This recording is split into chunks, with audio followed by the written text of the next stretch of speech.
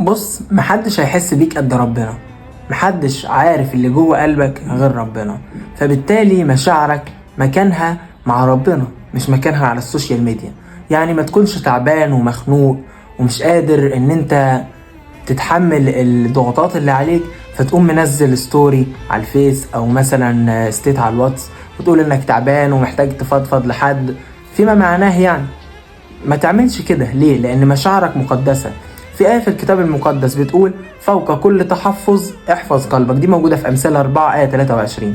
فوق كل تحفظ احفظ قلبك. قبل ما تحفظ أي حاجة أو تعمل أي حاجة احفظ قلبك، لأن قلبك ده ربنا اللي عمله لك. ربنا مديك حاجة مقدسة تحافظ عليها. لما تكون تعبان تروح له هو، لما تكون موجوع تروح له هو، لما حاجة تضايقك تروح له هو، ما تروحش لحد غريب. محدش هيحس بيك غيره أصلا. يعني ربنا فاحص القلوب والكلى، محدش هيعرف جوه قلبك غير. حتى لو انت فضفضت مهما تفضفض، المسيح نفسه بيقول تعالوا الي يا متعبين وثقيلي الاحمال وانا اريحكم. فربنا نفسه بينده علينا، انت تعبان روح له، ما تروحش لحد تاني. محدش هيحس بيك صدقني. فبعد كده ما تشتكيش ان انت محدش سامعك. محدش مطالب انه يسمعك اصلا، ربنا بس هو اللي هيسمعك.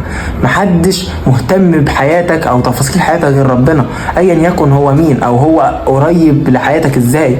محدش هيحس بيك غير ربنا.